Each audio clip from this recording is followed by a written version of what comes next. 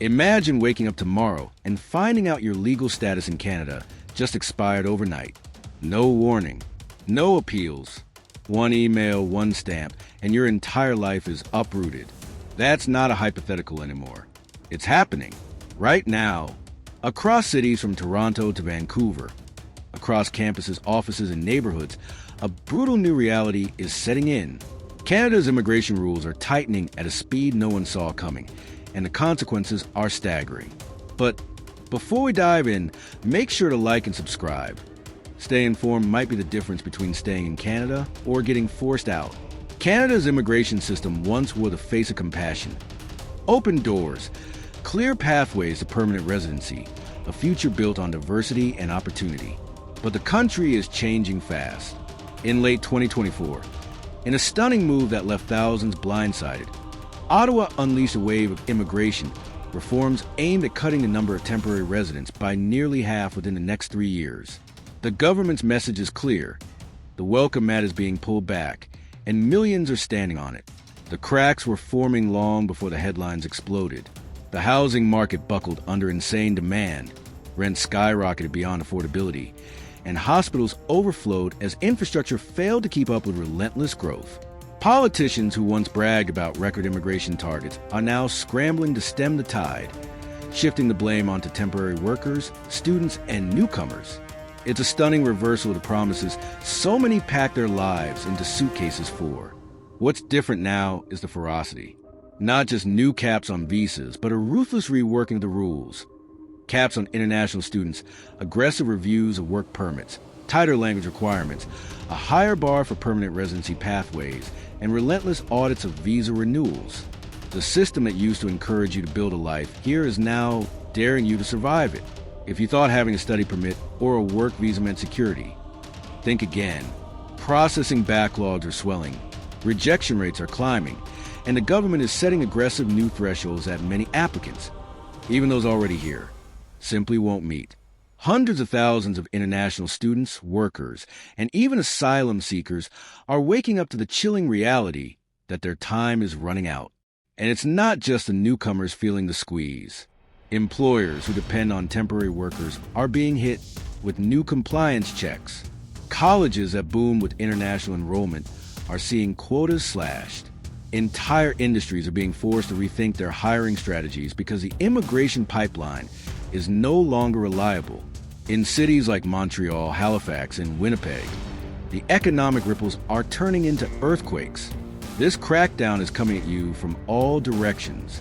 The federal government is setting national targets. Provinces are issuing their own invitations, often contradictory, and immigration officers, under pressure to meet quotas and enforce standards, are wielding unprecedented discretion. One slight error on your paperwork, one missing document, one perceived mismatch between your job and your qualifications, denied. No second chances. Have you seen these changes impact your community or workplace? Drop a comment below. Your insight could shine a light on just how deep this crisis really goes. Also, international students are among the hardest hit.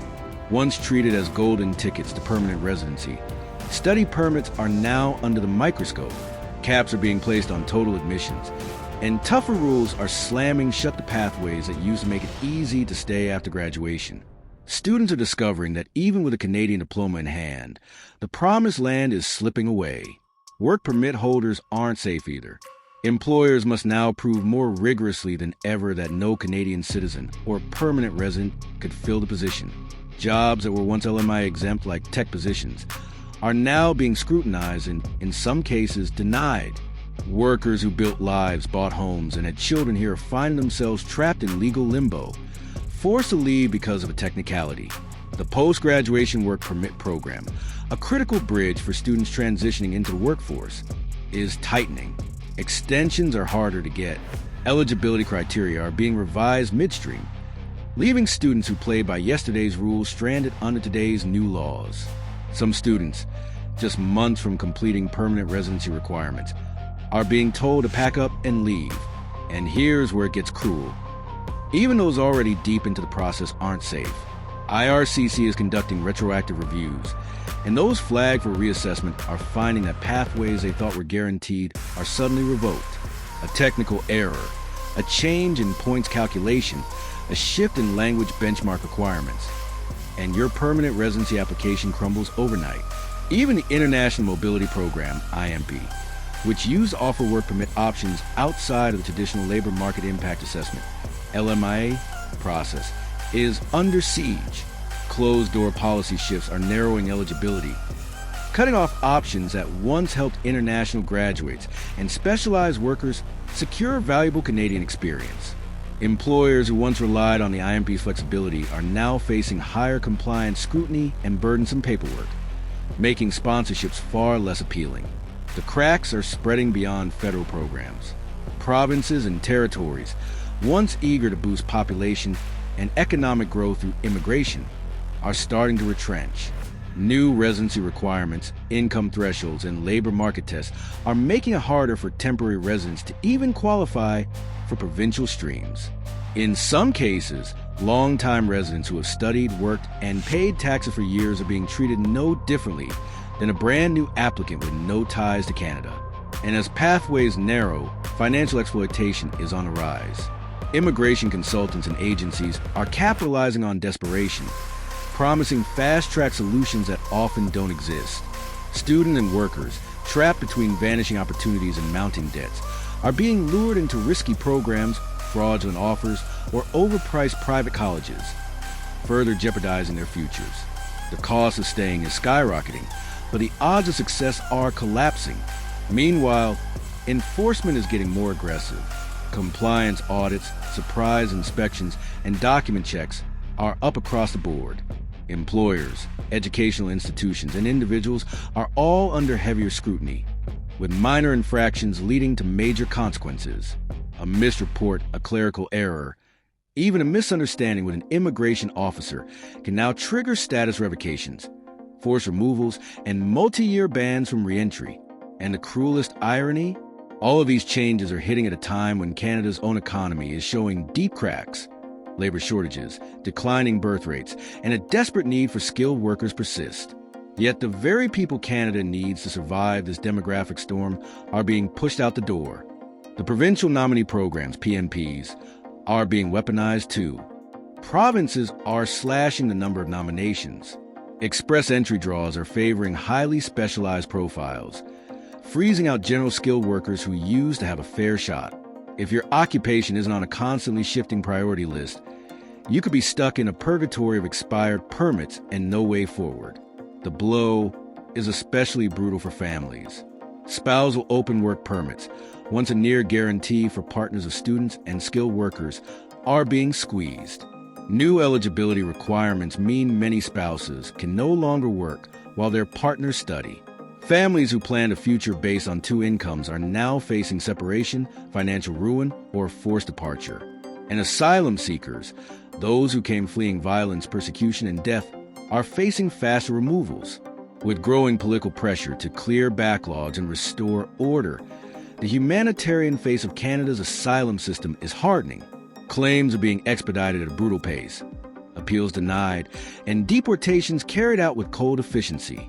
If you're here on a visitor visa and thinking about transitioning to a work or study permit, forget it.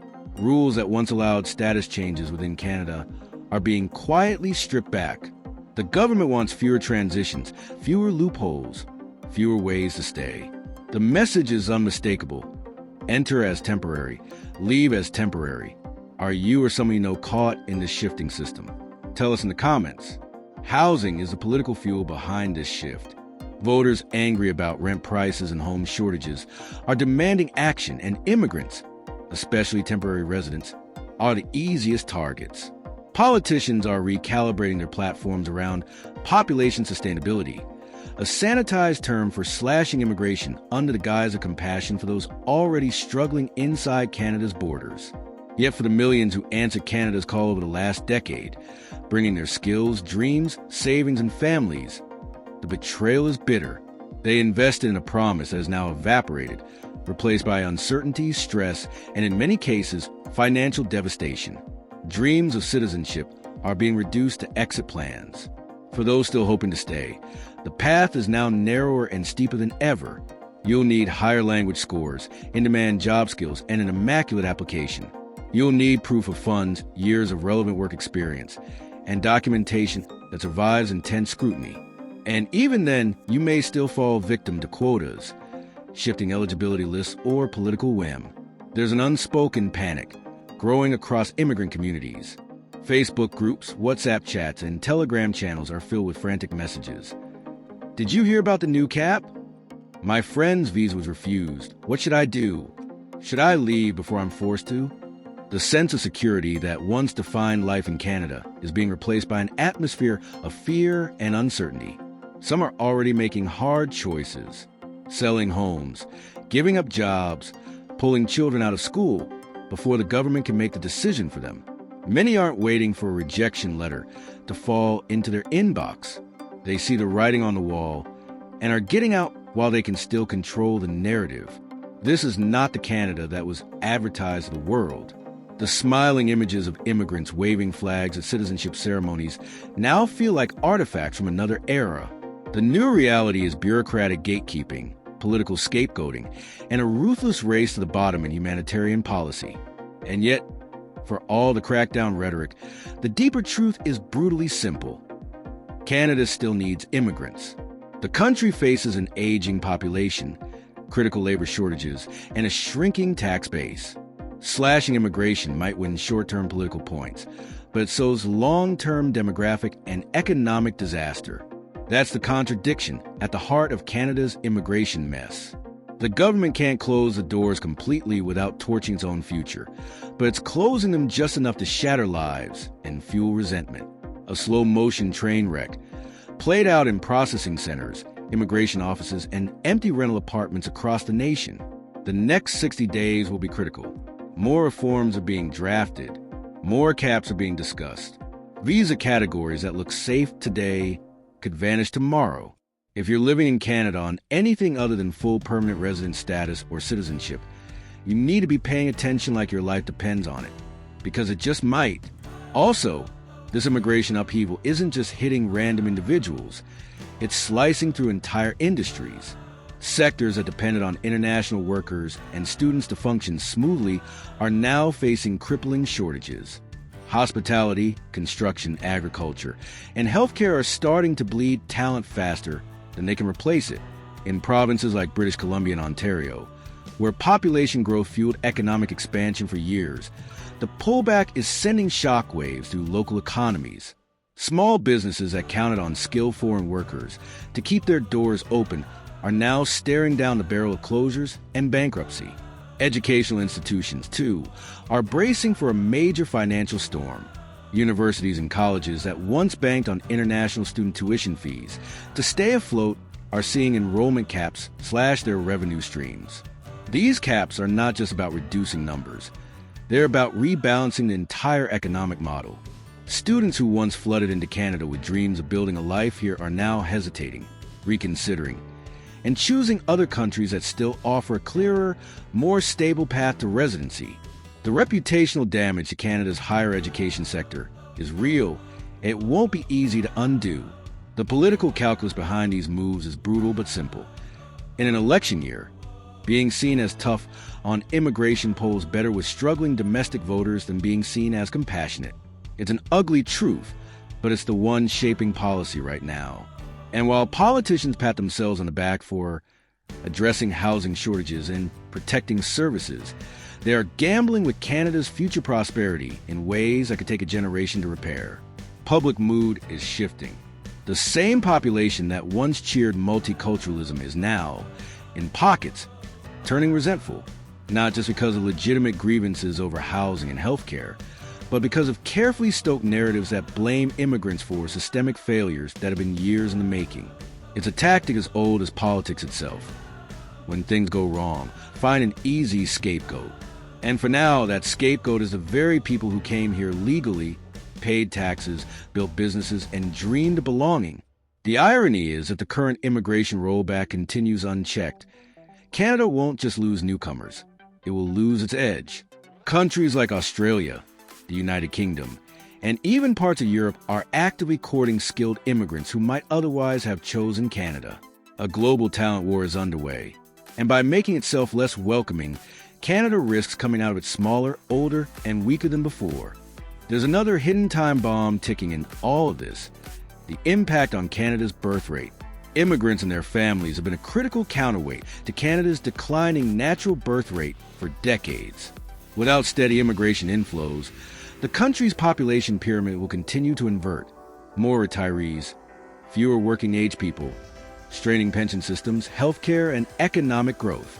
What looks like a win today for political optics could spiral into a demographic crisis tomorrow. Even permanent residents who thought they were safe are starting to worry. There's growing speculation that the next wave of reforms could introduce residency requirements for access to healthcare and social services, stricter citizenship tests, and even longer waiting periods for naturalization. The tightening doesn't stop once you're in. It keeps closing around you. All of this leads to a singular, chilling truth. In Canada 2025, immigration is no longer a journey. It's a race. A race against shifting rules, against political winds, against shrinking opportunities. A race where the finish line keeps moving and where crossing it no longer guarantees a future. The tone of immigration offices has changed. Where once officers encouraged applicants, helped clarify options, and pointed to pathways, now the culture is defensive, skeptical, even adversarial. Stories are emerging of interviews where minor inconsistencies in work histories or educational documents are treated not as clerical errors, but as fraud. The presumption of good faith is dying. Applicants are now guilty until proven innocent. Even appeals are no longer the safety net they once were. Processing times for immigration appeals have ballooned. Meanwhile, deportation orders are being expedited under new efficiency protocols. If you're ordered to leave, fighting it could take years. Years you are unlikely to be allowed to stay in Canada for. Innocent mistakes, the wrong form, a missed email, a payment error, are now fatal errors. There is less forgiveness, less tolerance, and virtually no second chances. Immigration lawyers are overwhelmed. Consultants are backlogged. The system is grinding under the weight of its own contradictions, and people are falling through the cracks by the thousands. The psychological toll is enormous. Anxiety, depression, panic attacks. These are becoming disturbingly common among temporary residents living under constant threat of forced removal. Families are being ripped apart. Children are being pulled from schools. People are abandoning lives they spent years building because the stress becomes too much to bear. Meanwhile, for those still holding out hope, the cost of staying legally is soaring. Legal fees, repeated application charges, medical exams, translation costs, and proof of funds requirements stack up fast. Immigration is becoming a pay-to-play system where only the most financially resilient can survive the endless hurdles. But financial resilience isn't the only game being played. Emotional resilience is just as critical. This isn't just paperwork anymore. It's a battle of willpower, a test of how long you can keep running, how long you can keep believing, how long you can keep adapting in a system designed to thin the herd. If you think your profession makes you safe, think again. Software engineers, healthcare workers, tradespeople, everyone is being squeezed. Occupations once listed as critical shortages are being quietly downgraded or delisted from priority lists, leaving skilled workers stranded. Being in demand one year doesn't guarantee you'll be welcome the next. The brutal truth is, in 2025, the Canadian immigration system is a moving target. Standing still, playing it safe, or assuming you're immune because you follow the rules is a fatal mistake. You must be proactive. You must adapt faster than the system changes. You must anticipate shifts and plan 2, 3, even 4 steps ahead. Canada is entering an era of selective immigration on steroids. Only the best of the best, and those who can constantly prove they still qualify, will make it through. It's survival of the fittest, but with paperwork, interviews, audits, and biometric scans as a battleground. You can't afford to wait for an official letter to tell you your time is up. By then, it will already be too late. If you're living in Canada temporarily, act now. Sharpen your language skills. Expand your professional certifications. Build airtight immigration applications. Monitor policy changes obsessively. Because the clock is ticking, and it's ticking faster than you realize. In the coming months, expect even more targeted removals, more sudden policy shifts, more gut-wrenching stories of people who thought they were safe but found themselves on a plane out of the country in the blink of an eye. This isn't fear-mongering. This is the new normal. The hardest part to swallow is that most people won't realize how precarious their situation was until it's too late. They'll think they have time. They'll think they have options. They'll think someone else will be affected. Not them, until one morning, the visa refusal arrives, until the work permit extension is denied, until the permanent residency application is marked incomplete and returned without recourse. By then, the decisions will already be made. The exit doors will already be opening. And the dream, the Canadian dream so many sacrificed everything to pursue, will be over. But for those willing to stay ahead of the curve, willing to hustle, willing to stay alert and agile, hope isn't dead. It's just harder to catch now. The window is narrower. The climb is steeper. But if you can survive this storm, what waits on the other side could still be worth it. And if you found this breakdown valuable, make sure you smash that like button. Subscribe and turn on notifications so you don't miss a single critical update that could impact your future. Drop your story or your questions in the comments, because you're not alone in this fight, and together we stay stronger, smarter, and one step ahead.